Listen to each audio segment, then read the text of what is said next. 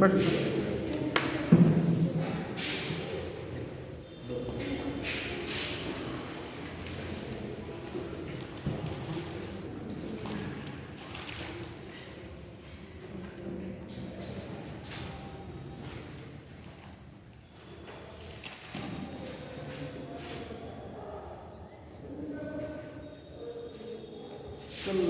तीनों सिमेट्री बताया गया, सिमेट्री की। अच्छा, कल हम लोग पढ़ते कंडीशन फॉर ऑप्टिकल एक्टिविटी। आज कंडीशन फॉर ऑप्टिकल एक्टिविटी ये पढ़ रहे थे और इसमें लिखा गया था, क्या लिखा करते हैं, कंपाउंड शुड बी कायरल।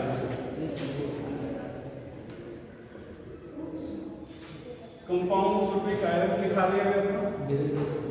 अच्छा, कायरल कंपाउंड क्या होंगे, जिनका मिरर इमेज सुपर इम्पोज ना हो, I mirror image should not be super impose, should not be super impose, ये लिखा दिया गया था। आप क्या लिखेगा, कंपाउंड शुड बी डिसिमेट्रिक। ध्यान रखिएगा, क्लियरली डिसिमेट्रिक होना है। अगर एसिमेट्रिक है तो ऑप्टिकली एक्टिव जरूर होगा, लेकिन वो कंडीशन में नहीं है। ठीक है, डिसिमेट्रिक का क्या मतलब है, lack of plane of symmetry, centre of symmetry and axis of symmetry. ये तीनों सिमेट्री अगर एब्सेंट हैं तो डिसिमेट्री होगा, तो डिसिमेट्रिक होगा। और अगर डिसिमेट्रिक कंपाउंड में कायरल कार्बन है तब वो एसिमेट्रिक हो जाएगा। ठीक है, तो कुल मिलाकर compound should be dissymmetric, compound should be dissymmetric, compound को डिसिमेट्रिक होना चाहिए। एसिमेट्रिक अगर कहा जाए होना चाहिए तो आप कहेंगे एसिमेट्रिक रिक्वायरमेंट में नहीं है। अगर हाँ एसिमेट्रिक कंपाउंड है तो आपके लिए, अगर पूछ लिया क्या एसिमेट्रिक कंपाउंड आपके लिए एक्टिव होंगे तो आप कहेंगे निश्चित रूप से होंगे। ठीक है, लेकिन वो रिक्वायरमेंट नहीं है। तो ये सारी चीजें कल हो चुकी थी और ये सिमेट्री भी पढ़ा दिए थे। यस, ठीक है, अब नोट करके कुछ पॉइंट करेंगे।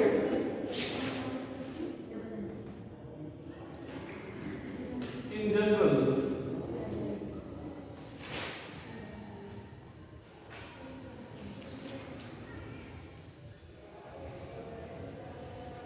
if open chain compound, ध्यान रखिएगा, इन जनरल से शुरू कर रहे हैं, मतलब ये स्ट्रिक्ट स्टेटमेंट नहीं है, सामान्य स्टेटमेंट है। Open chain compound having lacking plane of symmetry is optically active। सीधे कहने का मतलब वो ओपन चेन कंपाउंड है तो उसमें क्या देखते हैं, प्लेन ऑफ सिमेट्री देखते हैं। क्या देखते हैं, plane of symmetry. Plane of symmetry नहीं मिली तो हम कह देते हैं कि ऑप्टिकली एक्टिव है। इंक डाल देना बेटा।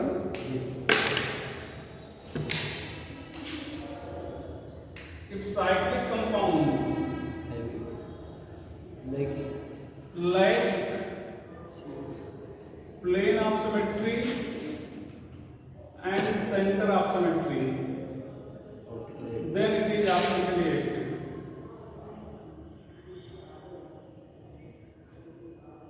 तो ये दोनों स्टेटमेंट जनरल स्टेटमेंट हैं।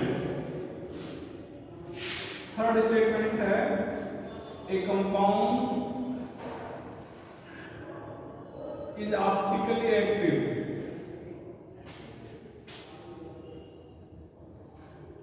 if it lacks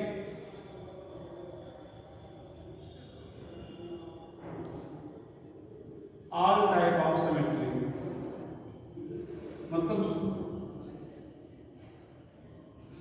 अगर आप कह रहे हो कि ओपन चेन कंपाउंड है और प्लेन ऑफ सिमेट्री एब्सेंट है, बाकी प्रेजेंट हैं, तो इनएक्टिव होगा। वो जनरल स्टेटमेंट है। इसका मतलब ये सामान्य तौर पर जो ओपन चेन कंपाउंड होते हैं उसमें प्लेन ऑफ सिमेट्री ही पाई जाती है। साइक्लिक ज़्यादातर प्लेन ऑफ और सेंटर ऑफ सिमेट्री पाई जा सकती है। और कल जैसा बताया गया था कि एक्सिस जो है क्या होती है, रेयर होती है। एक्सिस क्या होती है, रेयर होती है, इसलिए लोग एक्सिस पे बहुत ज़्यादा ध्यान नहीं देते। तो ये थर्ड स्टेटमेंट स्ट्रिक्ट स्टेटमेंट है, मतलब कि आपके लिए एक कोने के लिए सभी सिमेट्री एब्सेंट होना ही है, ठीक है। बिना सभी कोई भी प्रेजेंट है तो इनएक्टिव हो जाएगा।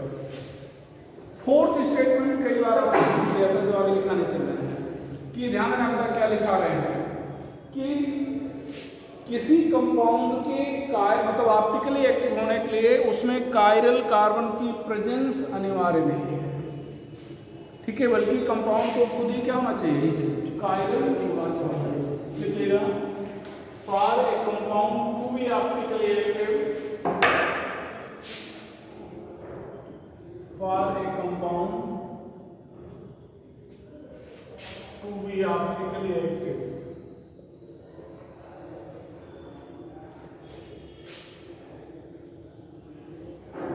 presence of chiral carbon is not necessary, but it should itself be chiral.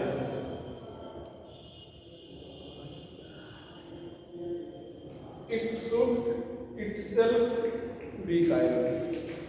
किसी कंपाउंड को ऑप्टिकली एक्टिव होने के लिए उसमें कायरल कार्बन की प्रेजेंस कंपल्सरी नहीं है, बल्कि कंपाउंड को खुद ही कायरल होना चाहिए, ठीक है। If A compound has one chiral carbon, then it is always optically active.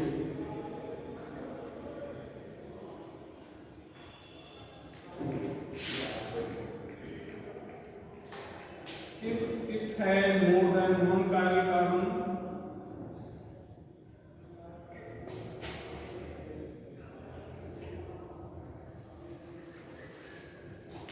then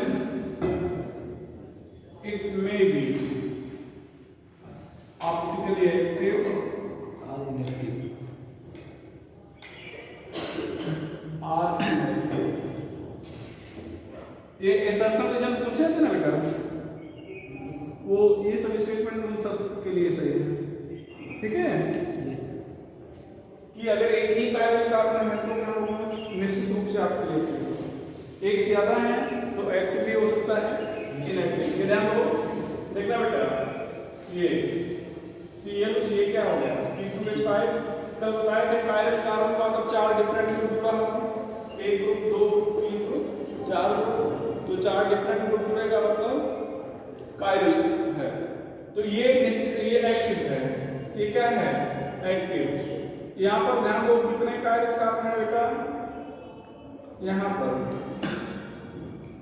कितने कायरल कार्बन है, 2। और यहाँ पर ये प्लेन ऑफ सिमेट्री देखो इक्वल हाफ में डिवाइड हो जाएगा नहीं, प्लेन ऑफ सिमेट्री का मतलब एक लाइन खींचो जिससे इक्वल हाफ में डिवाइड हो जाए और दोनों क्या हो, मिरर इमेज हो। तो यहाँ पर प्लेन ऑफ सिमेट्री है, तो ये 2 कायरल कार्बन है, ये इनएक्टिव है, ध्यान दो इनएक्टिव है। अच्छा ध्यान दो, ऐसे अगर डिवाइड करो हाथ को बीच से तो मिरर इमेज बनेगा नहीं, और अगर ऐसे कर दो अब मिरर इमेज नहीं है। तो इसकी मुंडी पकड़ के घुमा दो, उठा देगा भैया। तो ये एक तो CWH ये यहाँ पर प्लेन ऑफ सिमेट्री नहीं है, मिरर इमेज नहीं बनेगा, तो ये एक्टिव है। ये क्या है, एक्टिव। तो यहाँ पर ध्यान देना बेटा, आपको बताया गया ये 4-5 स्टेटमेंट बोला गया, इसमें तीसरा और चौथा तो आप निश्चित रूप से याद रखेंगे, ठीक है, कि कोई भी सिमेट्री नहीं होना चाहिए। और चौथा स्टेटमेंट था कि कायरल कार्बन की प्रेजेंस अनिवार्य नहीं है, बल्कि कंपाउंड को खुद ही कायरल होना चाहिए। होना चाहिए। हाँ, एक कायरल कार्बन है तो निश्चित रूप से एक्टिव होगा, एक से ज्यादा है तो एक्टिव, इनएक्टिव या एक्टिव कुछ भी हो सकता है। अच्छा, अब देखिए बेटा, हम लोग कुछ ऐसे कंपाउंड पे चर्चा करेंगे जिनमें कायरल कार्बन नहीं है और वो एक्टिव है। मिटा दें क्या? देखिएगा,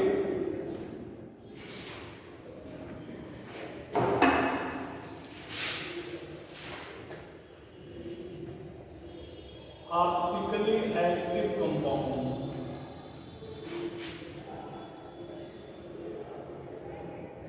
in which chiral carbon is absent. Optically active compound in which chiral carbon is absent. पहला बेटा क्यूमुलिन्स और एलीन्स। एक बार सीएससी में क्यों इस तरह पूछा था कि which one of the following compound is cumulin? Which one of the following compound is cumulin? यहाँ पर ध्यान देना। तो यहाँ पर cumulin क्या है? At least one carbon should have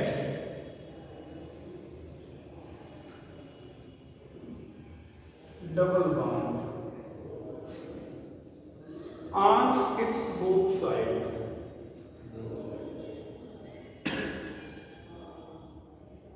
At least one carbon should have double bond on its both sides. तो कम से कम एक कार्बन को अपने दोनों तरफ डबल बॉन्ड रखना होगा। ध्यान रखना, यहाँ पर A, यहाँ पर B। इसको आप क्या कहोगे? क्यूमुलिन कहोगे। देखो, एक कार्बन के दोनों तरफ क्या है? डबल बॉन्ड है। यहाँ पर देखो, यहाँ पर दो कार्बन के दोनों तरफ डबल बॉन्ड है। कितने डबल बॉन्ड हैं? 3। और यहाँ पर 2। अब एक कंडीशन है, अभी तो ये क्यूमुलिन क्या है हमने ये बताया, तो ये क्यूमुलिन है जिसमें कम से कम एक कार्बन के दोनों तरफ डबल बॉन्ड होगा, उसको क्या कहेंगे? क्यूमुलिन। अच्छा, शर्त क्या होनी चाहिए बेटा?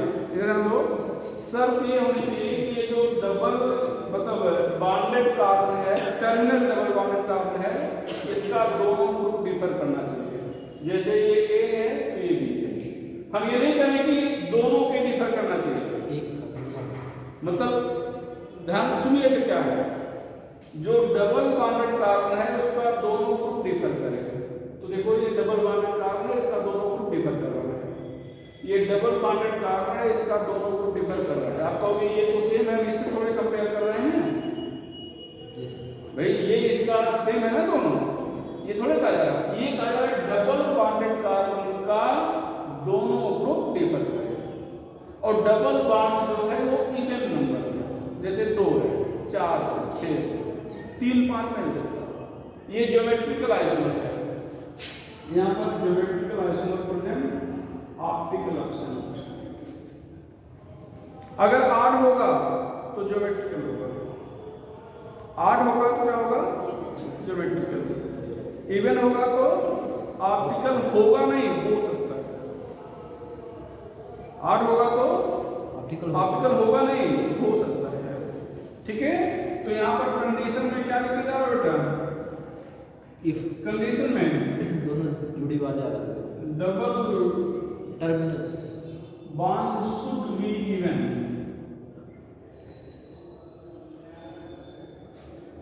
both group of double bonded carbon should be different. Both group of double bonded carbon should be different. Terminal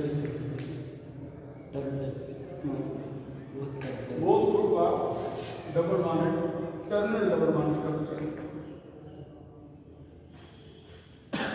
terminal double bonded carbon should be different. तो टर्मिनल डबल बॉन्डेड कार्बन के दोनों क्या होना चाहिए? डिफरेंट होना चाहिए। चाहे एक लाइन लिखी तो जहाँ तक लिख रहे हो तो क्या कि अगर डबल बॉन्ड आर है तो फिर ज्योमेट्रिकल आइसोमर है, लिख लोगे। एक double bond are in number then optical isomerism is present. Double bond are in number then optical isomerism is present. लिख तो लिए थे जंप में भैया, इसको लिख लिए थे। चलो हो गया बस। Are then geometrical isomerism is present. इसमें डाउट है। दूसरा कंपाउंड साइक्लो एल्काइलिन। ध्यान दो, तोड़ तोड़ के देखो। साइक्लो है तो साइक्लो वही है। एल्किल क्या है?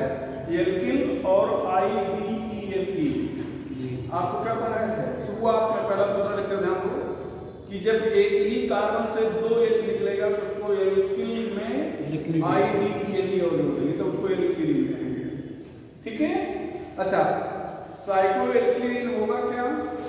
एक ही कार्बन से 2 H निकल जाए, या कह सकते हैं कि जब क्यूमलीन का एक डबल बॉन्डेड कार्बन साइकिल में बदल जाए। किस में बदल जाए? ये साइकिल में बदल जाए। और आपको अभी 1-2 लेक्चर पहले DB डबल बॉन्ड इक्विवेलेंस भी पढ़ाया गया था कि एक डबल बॉन्ड मतलब एक साइकिल। तो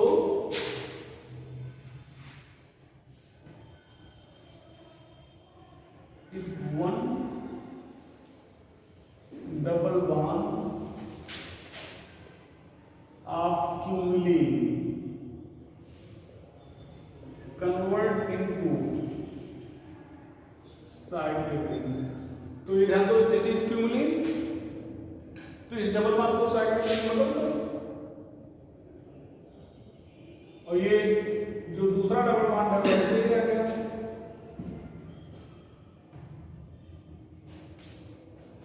ये साइक्लोएल्किलीन है।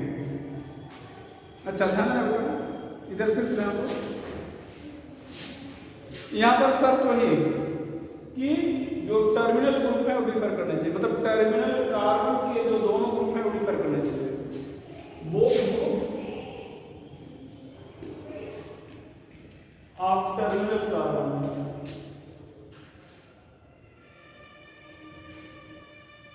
should be different।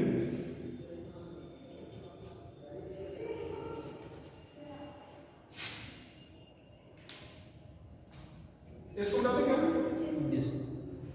स्पाइरेंस। थर्ड है स्पाइरेंस। स्पाइरो कंपाउंड तो पढ़ाया गया था, स्पाइरो पढ़ाया गया था ना, bicyclic compound attach with 4 degree carbon. Spiranes इसका प्लूरल फॉर्म है, मतलब ज्यादा बहुत सारे साइकिल। ठीक है। यहाँ पर एक पाई बॉन्ड को आपने साइकिल में बदल दिया था, दोनों को बदल दो,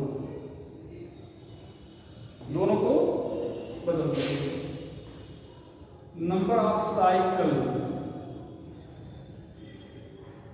अटैच्ड विद 4 डिग्री कार्बन। हालांकि ये डिफिनेशन बहुत सही नहीं होगी, ठीक है, ये डिफिनेशन उतनी सही नहीं है। क्यों? आप ऐसे बना सकते हो, ये 4 डिग्री कार्बन का तो एक साइकिल जुड़ी, 2 साइकिल जुड़ी, 3 साइकिल जुड़ी, है कि नहीं? 4 साइकिल की डिफिनेशन फुलफिल कर रहा है कि? लेकिन स्पाइरस नहीं है, ये स्पाइरो तो नहीं।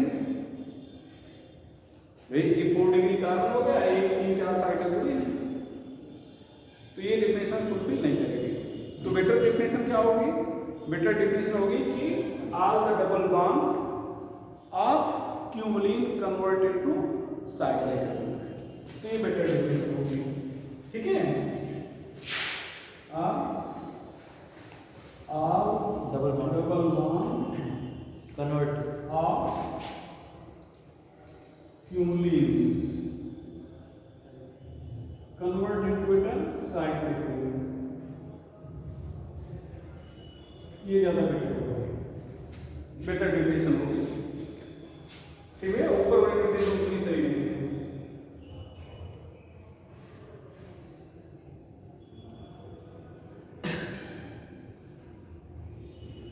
ए बी शर्त वही, cyclic ring should be even, terminal carbon should be a different group.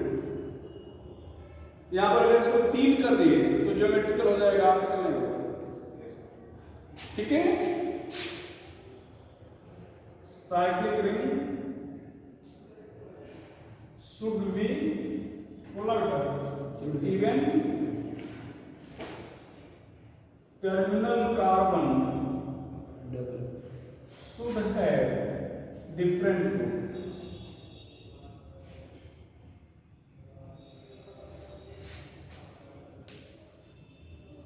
इसको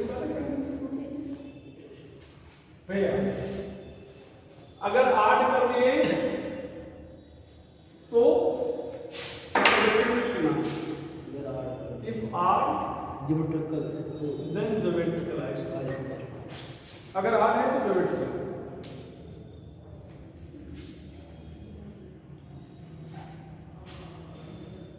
स्पाइरल्स हो गया, यही तो biphenyls 4 biphenyls 2 benzene ring single bond से बनी है। ये पढ़ा है जी sir, biphenyls 2 benzene ring attach with single bond, attach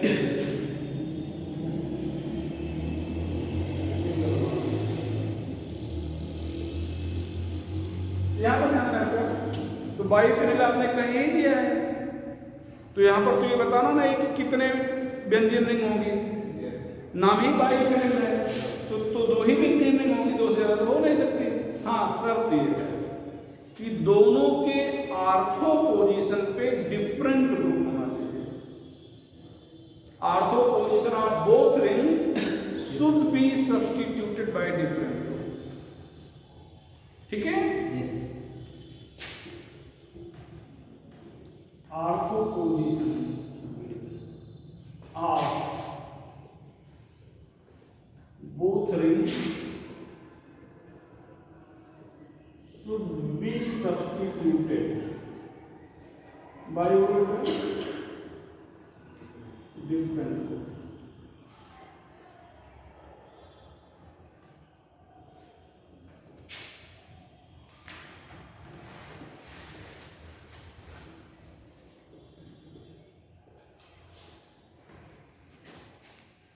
None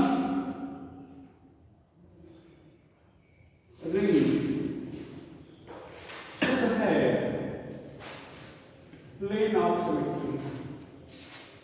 None ring should have plane of symmetry। ये ध्यान रखना, ए आर्थो पोजीशन पे यहाँ पर क्या है बी है, लेकिन यहाँ पर ध्यान दो, आप कहोगे, ध्यान देना, आप कहोगे कि यहाँ पर भी तो डिफरेंट ग्रुप है कि नहीं? देख लो, है कि नहीं?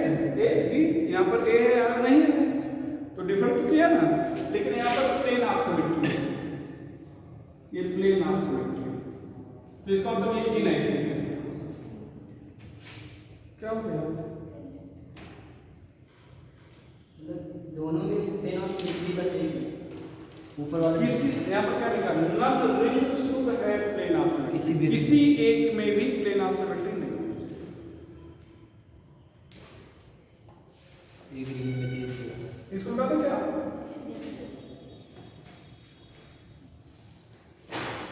यहाँ पर भैया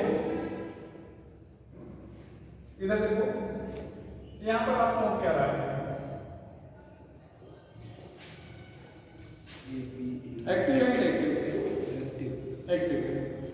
और जो सबसे पॉपुलर एग्जाम्पल है जो पूछा जाता है यहाँ पे, आपको मैंने आईपीसी नेम में पढ़ाया भी था भैया, आईपीसी नेम बताया था, इसका आईपीसी नेम भी याद रखिएगा क्योंकि बहुत पॉपुलर है, तो पूछ लेते हैं कई बार या संभावना रहती है ध्यान दो,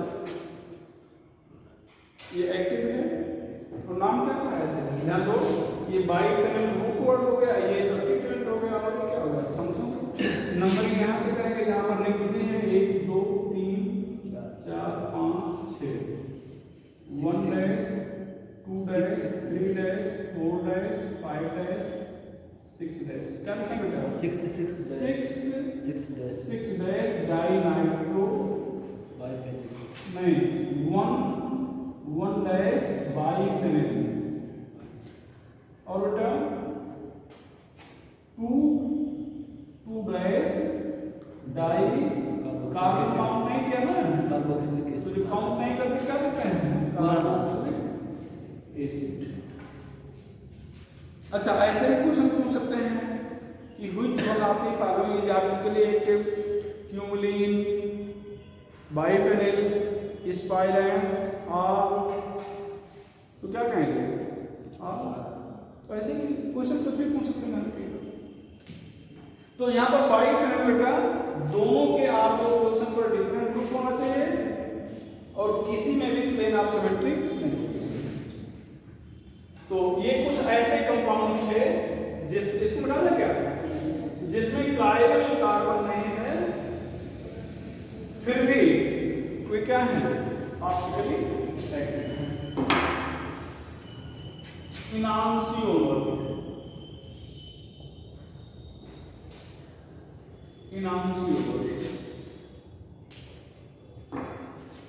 इसको बता दें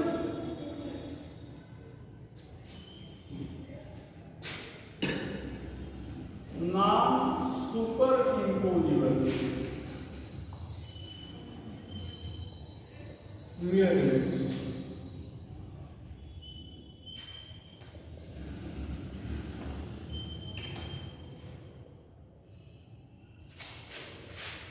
सुपर इम्पोजिबल का क्या मतलब है? कल पढ़ाया एक दूसरे पर कि मिरर में जो है एक दूसरे पर सेम ना है, जैसे ये इसका मिरर में जो है ऐसे लाओ तो सुपर इम्पोज कर देगा।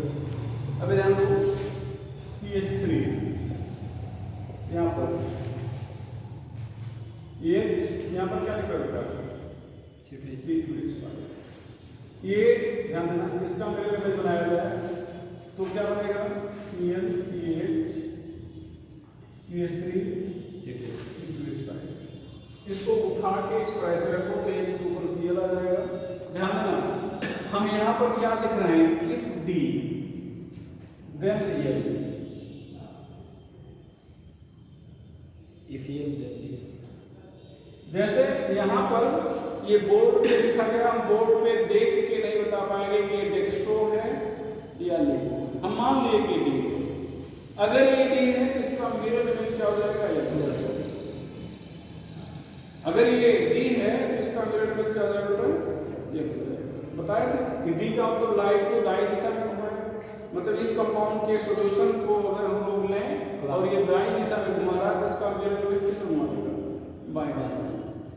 ठीक है, तो इसका मतलब एक कंपाउंड है, एक ही कंपाउंड का D और L फॉर्म एक दूसरे का क्या है? इनांसियोमर। एक दूसरे क्या है? इनांसियोमर।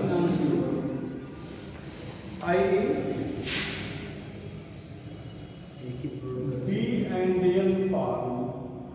और कल भी मना किए थे कैपिटल D नहीं स्मॉल d ही लिखिएगा, कैपिटल नहीं। D and L फॉर्म आप same compound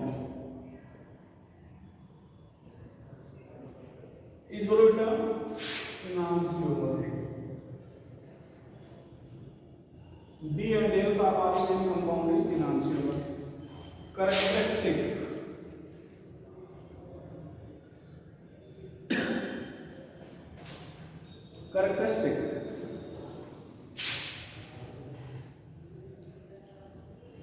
physical and chemical property.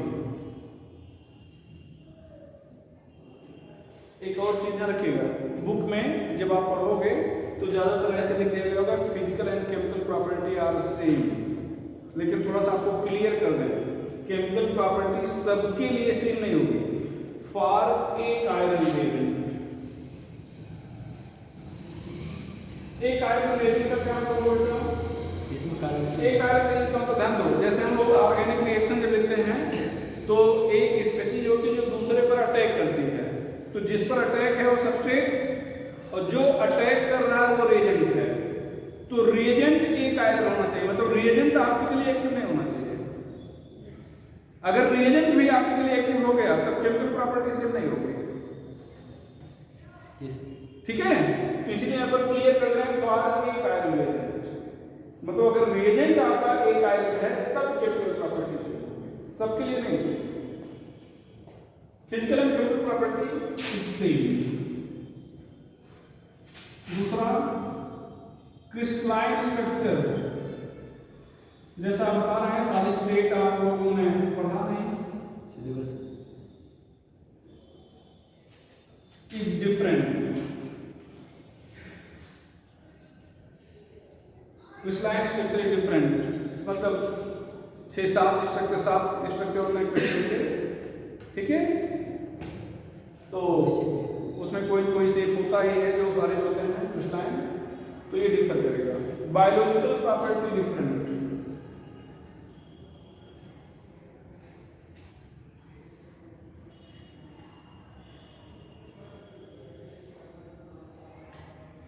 rate of chemical reaction, rate of chemical reaction different।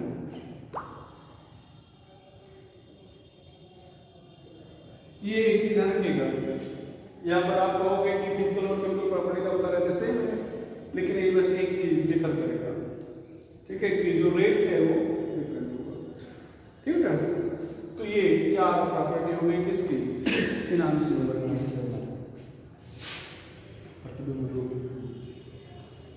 इसको क्या कहते हैं, डाइस्टीरियोमर। डाइस्टीरियोमर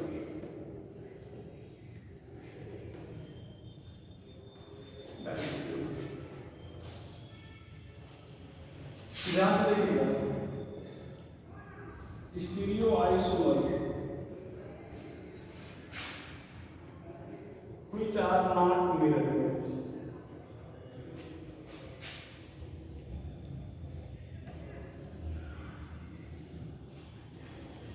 डाइस्टीरियोमर which are not mirror images, इसको बता दो क्या? हाँ ठीक है, भैया ये ध्यान दो, समझिएगा। ये Cl, ये HBr, ये CH3, इसका मिरर इमेज बना दो।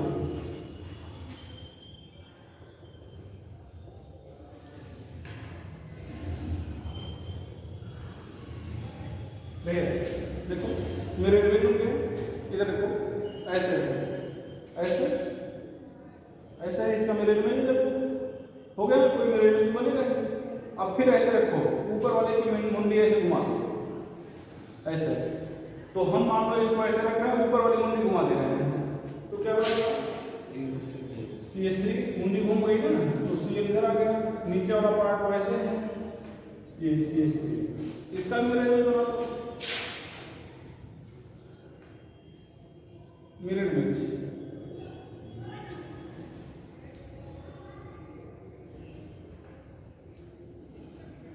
कुल कितने बन गए आइसोमर, 4। कितने कायरल कार्बन हैं, 2, तो 2 पावर n, यानी नंबर ऑफ कायरल कार्बन। कितने आप कितने आइसोमर बनेंगे, 2 पावर n, 16। अरे यार 2 पावर n और n कायरल कार्बन है, 2 ही कायरल कार्बन है, 2 पावर 2 4 बोर्ड पे बने हुए हैं जी। ठीक भैया, मिटा देंगे हम लोग आज मिटा देंगे वैसे होगी, इसलिए बता दिए कि भाई जब फार्मूला बनाएंगे सारे के स्ट्रक्चर नहीं बनाएंगे, ठीक है बेटा। कितने स्ट्रक्चर बनेंगे हैं, 4, 1 2 3 4, 1 और 2, 1 3 या 2 4 कर दो, 2 4, 1 3 1 4, 2 3 2 4, ये दोनों इनांशियोमर हैं और ये डायस्टीरियोमर है। डायस्टीरियोमर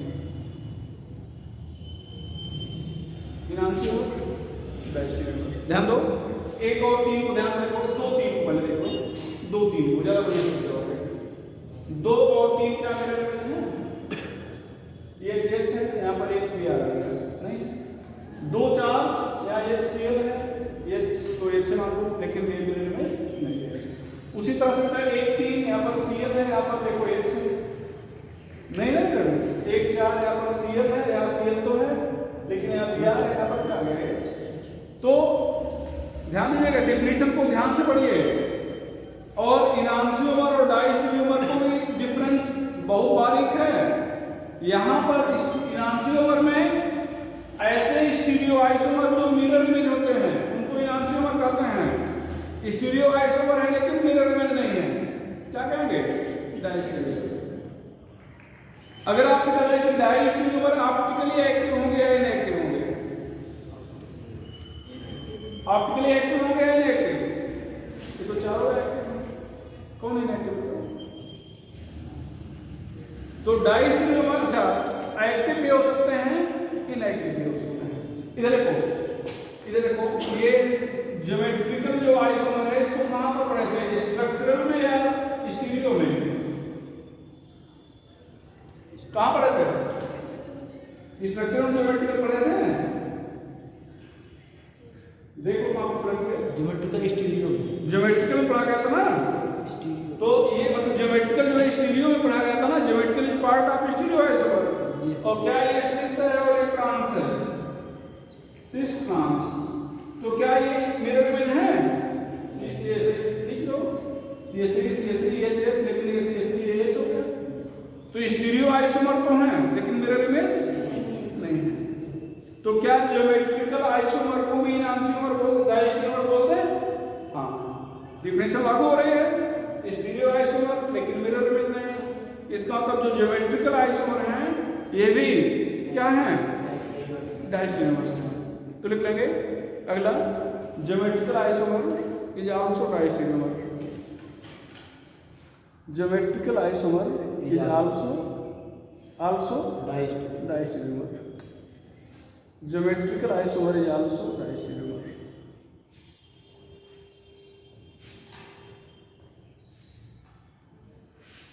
अच्छा ध्यान दो, इधर ध्यान दो।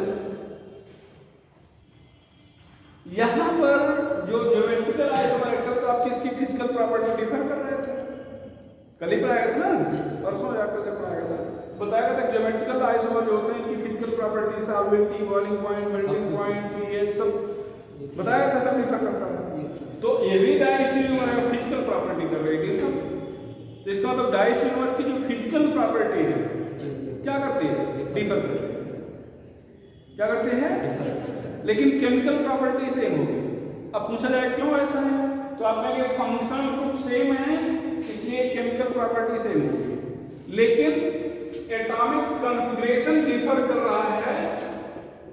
एटॉमिक कॉन्फ़िगरेशन डिफर करने के कारण फिजिकल प्रॉपर्टी क्या करेगी? डिफर करेगी। तो लिखेंगे diastereomer has different physical property, has different physical property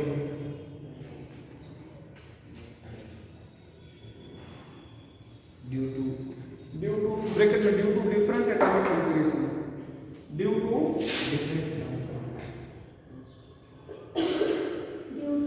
different atomic configuration, but chemical properties configuration, but same chemical property due to same function, due to same function. तो ये हो गया थोड़ा सा डायस्टेरियोमर के बारे में। Racemic mixture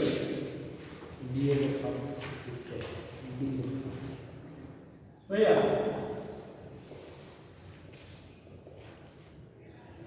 equimolar mixture of D and Al fall of same compound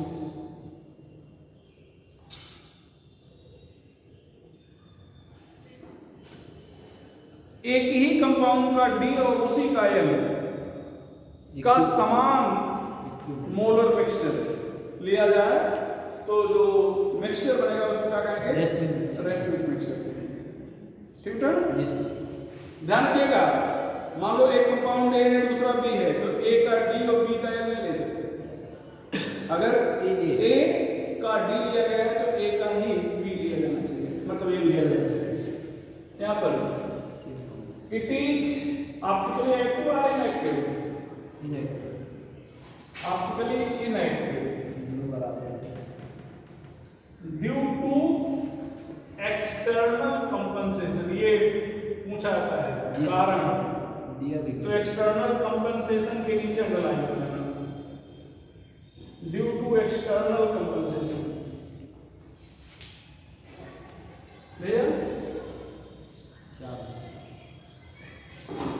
due to external compensation.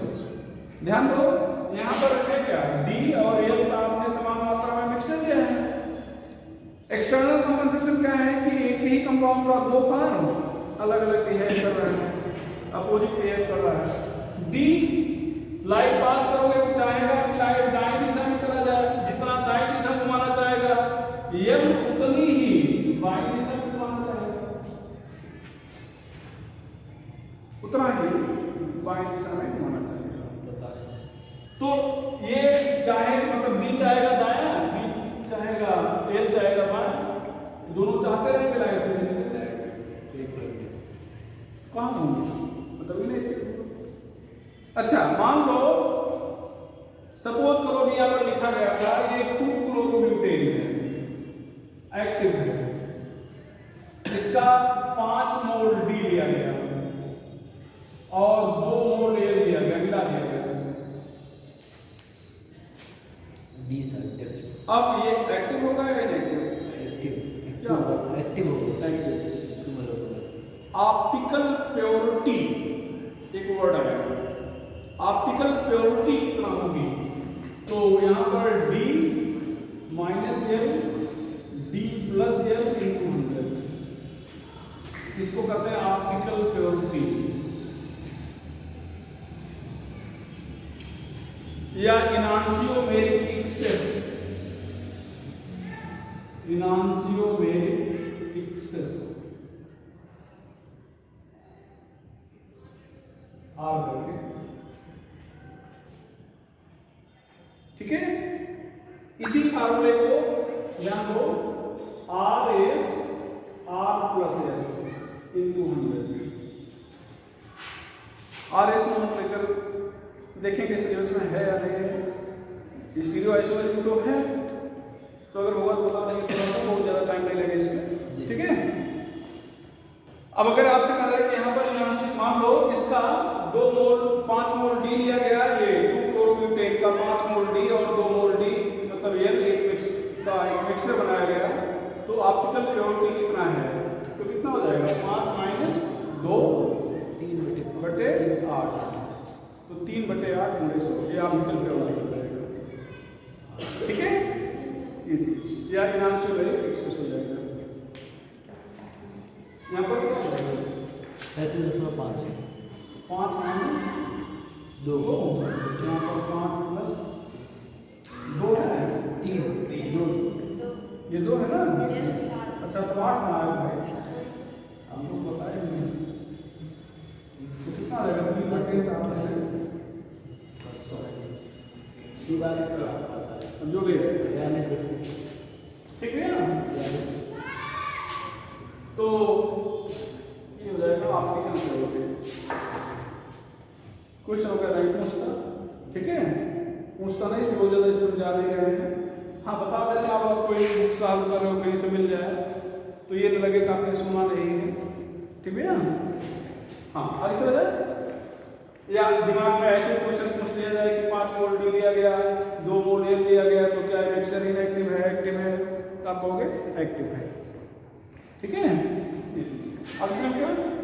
हाँ, तो रेशमाइजेशन,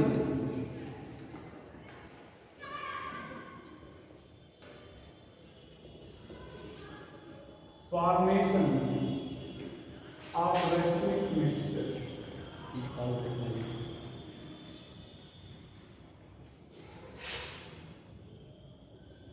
carried out in presence of acid or base or sunlight or high temperature. Carried out in presence of acid or base or sunlight or high temperature. याद रखिएगा, बीच बीच में वो recall करते रहेंगे, इसको remind करते रहेंगे जब रिएक्शन बढ़ाएंगे तो, ठीक है।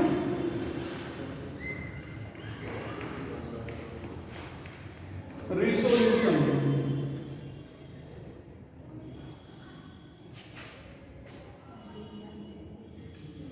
Separation of the and real form from residual mixture.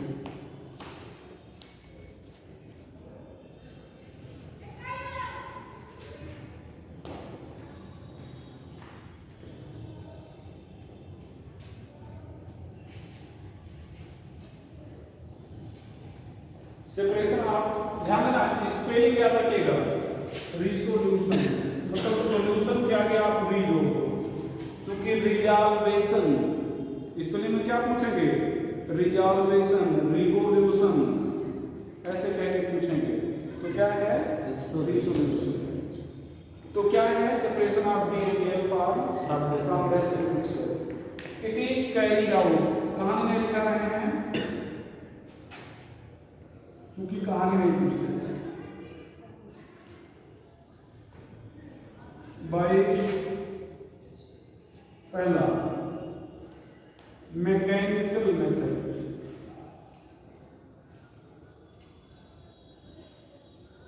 यहां पर आप जैसे आपने बताया था डी और एल फॉर्म को सेपरेट करना, डी और एल एक दूसरे के क्या एनांसियोन है, उनके जो शेप होंगे, क्रिस्टलाइन स्ट्रक्चर होंगे अलग होंगे, तो जैसे पड़ा हुआ है तो जो अलग अलग शेप होंगे अलग अलग कर दो हाथ से। तो by hand picking method, hand picking method, तो ये हाथ से सेपरेट करना कितना अच्छा होगा, टाइम टेकिंग है, यूज करना चाहेंगे नहीं। बायोलॉजिकल मेथड, आपने अभी बोला था कि बायोलॉजिकल प्रॉपर्टी क्या होगी, डिफरेंट होगी।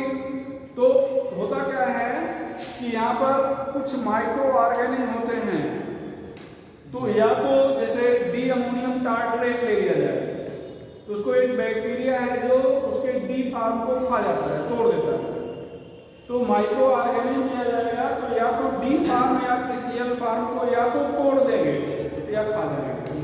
तो तोड़ दिए तो और खा गए तो दोनों में से एक ही मिलेगा, जो खा गए आप उसके पेट से निकालने नहीं जाओगे, और तोड़ दिए तब भी नहीं मिलेगा, तो मिलेगा एक ही फार्म। तो जब एक ही फार्म मिल रहा तो सेपरेट करना हुआ ना, नहीं तो हो गया, सेपरेट करना तो नहीं हुआ ना। तो not good method. Chromatographic method, chromatography, आप लोग 11th लेवल पे पढ़े नहीं होंगे, पढ़े होंगे, सुने होंगे, है थोड़ा सा क्रोमेटोग्राफी प्रैक्टिकल नहीं किए होंगे। यहाँ पर हम लोग क्रोमेटिन पेपर ज्यादा पिगमेंट वगैरह को सेपरेट किया जाता है, ठीक है, बायोपिगमेंट वगैरह पढ़े होंगे। तो क्रोमेटिन पेपर होता है वो डाल दिया जाता है सॉल्यूशन में, तो किसी पार्टिकुलर पिगमेंट को एब्जॉर्ब कर लेता है। तो उसी तरह से यहाँ पर भी क्रोमेटिन पेपर लिया जाएगा और सॉल्यूशन में डाल दिया जाएगा। तो अब यहाँ पर डीएल मिक्सचर था, तो डी या एल दोनों में से कोई एक चला जाएगा पेपर पे, मान लिया डी चला गया, अब पेपर को आपने लिया खींच, जो बचा तो अब पेपर को खींच लिया गया तो डी तो पेपर पे गया और ये कहाँ बचा, सॉल्यूशन में, तो जो सॉल्यूशन में बचा वही तो मिलेगा आपको, जो पेपर पे गया वो कहाँ मिलने वाला है। तो ये मेथड यूज करना चाहेंगे नहीं, ठीक है। तो बेस्ट मेथड है केमिकल मेथड, केमिकल मेथड ये बेस्ट मेथड है।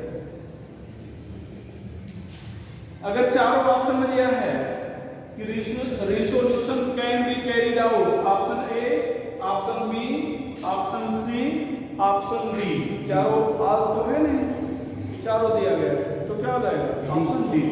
यहाँ पर क्या होगा, डीएल मिक्सचर लिए। और अभी अभी आपने कहा था कि यहाँ पर एक आयरन रिएजेंट अगर लेते हैं तो फिर प्रॉपर्टी सेम हो जाएगी, ये तो कहा था भाई। डी और एल की जो प्रॉपर्टी होगी किसके लिए सेम होगी, एक आयरन रिएजेंट के लिए। और आपने लिया क्या, आयरन रिएजेंट, इसका मतलब केमिकल प्रॉपर्टी अब सेम नहीं है, तो ये बन जाएगा डाइस्टीरियोमर।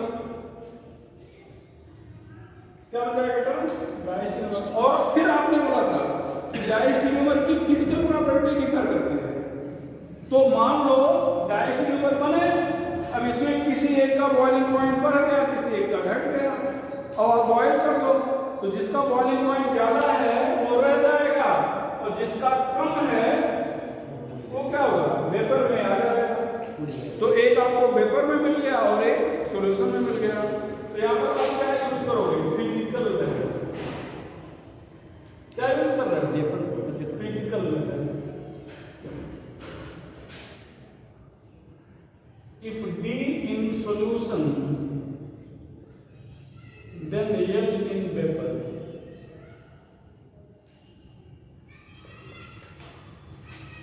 तो एक सॉल्यूशन में रहेगा, दूसरा कहाँ में चला जाएगा, वेपर में चला जाएगा। ठीक है। हाँ, अब आपसे पूछा जाए कि क्या हम फिजिकल मेथड यूज कर सकते हैं सेपरेशन के लिए, नहीं।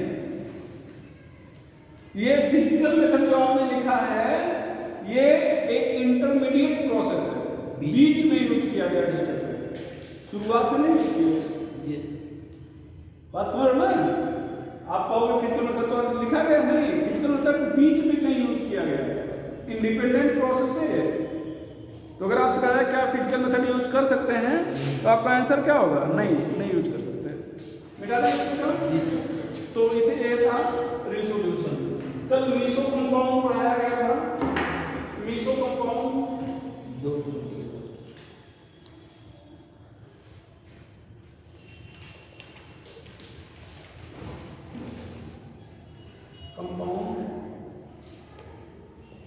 can be divided into two equal parts.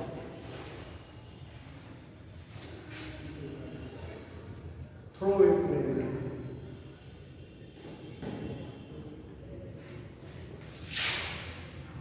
And one is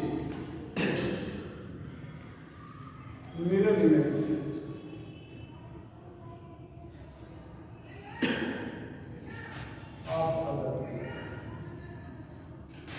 One is mirror image of other. यहाँ पर अभी अभी आपसे बात हुई, ये इस कंपाउंड का नाम है टार्ट्रिक एसिड। क्या नाम है, tartaric acid.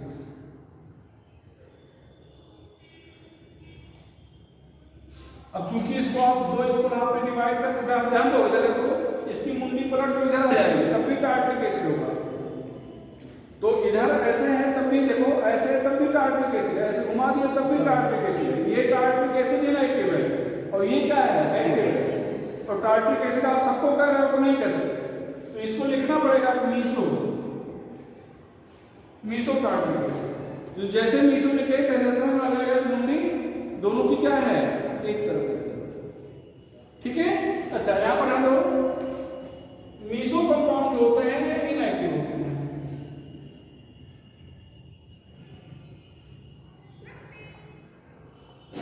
Optical inactive due to internal compensation. Internal compensation को अंडरलाइन करना, ध्यान रखना। रेसिड्यू मिक्सचर एक्सटर्नल और ये इंटरनल, यहाँ पर ध्यान देना, ये ध्यान दो, ये डी, अगर इसमें आधा डी है तो दूसरा आधा पार्ट एल होगा। मतलब ये अगर लाइट को दाएं दिशा में घुमाएगा तो ये निश्चित रूप से बाएं दिशा में घुमाएगा। ध्यान दो, एक ही मॉलिक्यूल का आधा पार्ट लाइट को दाएं दिशा में और दूसरा आधा पार्ट बाएं दिशा में। जैसे हमारा ये हाथ जो काम कर रहा है, ये हाथ उसका विरोध कर रहा है। एक ही आदमी है जिसका एक आधा पार्ट दूसरा काम कर रहा है और आधा पार्ट उसी का अपोज कर रहा है। देखिए इंटरनल कंपनसेशन। हम जो काम कर रहे हैं, मान लो आप हमारा इमेज हो, आप दूसरा काम कर रहे हो, तो दोनों अलग अलग हो गए ना, एक्सटर्नल। तो ये है एक्सटर्नल। तो एक्सटर्नल इंटरनल समझिएगा। तो जो रेसमिक मिक्सचर होता है वो एक्सटर्नल होता है, और मीसोफार्म होता है वो इंटरनल कंपनसेशन के कारण इनएक्टिव होता है। क्या कहना है, क्या इसमें ध्यान रखना। नंबर ऑफ ऑप्टिकल आइसोमर लिखिए बेटा, क्या नंबर ऑफ ऑप्टिकल आइसोमर।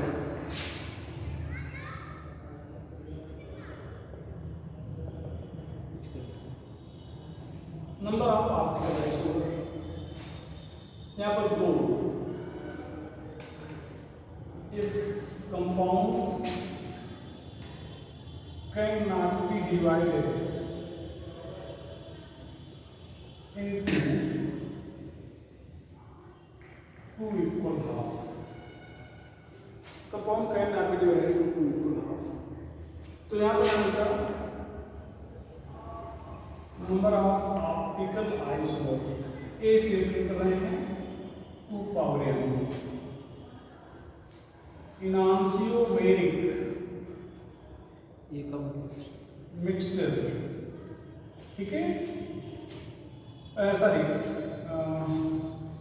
इनांसियोमर कहते हैं। ई से रिप्रेजेंट करेंगे a बाई 2 या 2 पावर n माइनस 1। सी number of racemic mixture are से कर दे रहे हैं a by 2 power n minus 1। Number of मीसोमर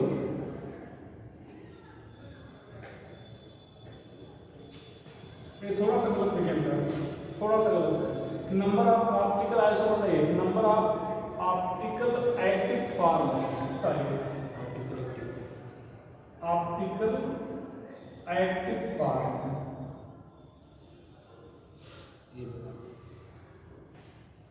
थोड़ा सा ज़्यादा लगता है। और ये है number of mesomer m equal to 0। ई नंबर ऑफ ऑप्टिकल आइसोमर ये है यहाँ पर a plus m equal to 2 power n। ध्यान ना, इधर ध्यान समझिएगा। जैसे 2 एक्टिव फार्म, समझिएगा 2 एक्टिव फार्म, तो एक फार्म डी होगा, दूसरा एल होगा, और दोनों मिल के रेसमिक मिक्सचर बनाएंगे। तो 2 रेसमिक मतलब 2 एक्टिव फार्म मिल के क्या बनाएंगे, एक मिक्सचर। तो 2 मिल के एक बनाएंगे, मतलब जितना था उसको 2 से इसका मतलब डिवाइड कर दो। तो जितना एक्टिव फार्म था उसको 2 से डिवाइड कर दो, तो क्या मिल जाएगा, रेसमिक। और डी और एल एक दूसरे के इनांसियोमेरिक पेयर हैं, तो जितना एक्टिव होगा उसका आधा पेयर बनेगा, इसलिए एक्टिव फार्म को 2 से डिवाइड कर दिया गया। और नंबर ऑफ ऑप्टिकल आइसोमर कहा जाए तो मीसो को भी फिर काउंट करेंगे, मीसो को भी काउंट करेंगे। मीसो है यहाँ पर 0 to 2 पावर n। ये फार्मूला आपके लिए सबसे ज़्यादा इंपॉर्टेंट है। अभी 2 एक फार्मूला और बताएंगे, वो इंपॉर्टेंट नहीं है। जब भी पूछेंगे वो इस पैटर्न पे पूछेंगे, कैन नॉट बी डिवाइडेड होगा, कैन बी डिवाइडेड वाला भी है, लेकिन वो नहीं पूछते, ज़्यादातर यही पूछते। तो ध्यान देना, ग्लूकोज ले रहे हैं, ग्लूकोज डी ग्लूकोज, ध्यान देना डी लिख रहे हैं, तो यहाँ पर क्या हो जाएगा, CHO। ध्यान देना, अगर किसी भी कार्बोहाइड्रेट में 6 कार्बन है तो उसको डेक्सट्रोज कहेंगे। क्या कहेंगे, डेक्सट्रोज। और ध्यान देना, हालांकि कार्बोहाइड्रेट को पढ़ाएंगे, बताएंगे वहां पर सभी में कोई भी लिख लो, तीसरे कार्बन का OH बाएं तरफ होगा। बाकी किसका होगा बाद का विषय है, लेकिन तीसरे का जरूर OH बाएं तरफ होगा। एक और चीज ओरली बता रहे हैं, बाद में लिखा भी देंगे, इसी चैप्टर में लिखा देंगे। नीचे वाले अगर दोनों कार्बन के OH एक तरफ हैं तो फिर कैपिटल लिखेंगे। नीचे वाले एक तरफ है तो ये नीचे वाले दोनों अपोजिट हैं तो कैपिटल ले लेंगे, ठीक है। बाकी कौन सा OH किधर है उससे कोई लेना देना। और नेचर में जितने भी कार्बोहाइड्रेट पाए जाते हैं सभी डी पाए जाते हैं। कहीं पर भी आप एल कार्बोहाइड्रेट लिखा नहीं लिखे होंगे,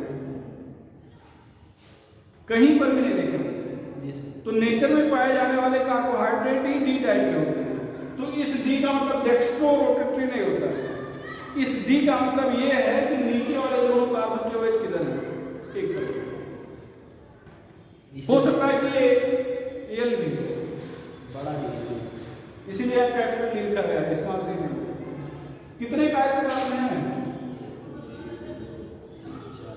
4। तो यहाँ पर 4 कार्बन है, 2 की ठीक है। हाँ, ये कितना कार्बन है? 4।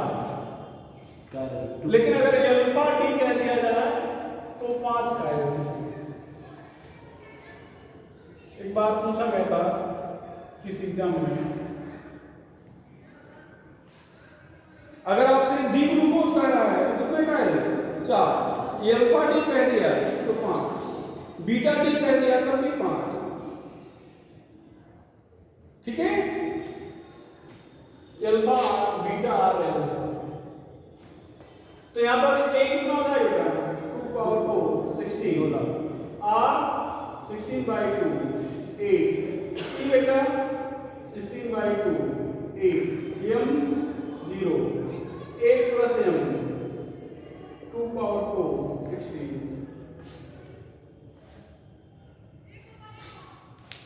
2 पावर 4 16।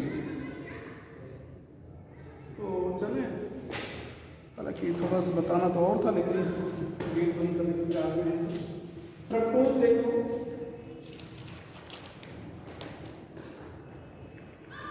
ये देखो तीसरे कार्बन को ध्यान से देखो तो OH किधर है? बाएं तरफ में।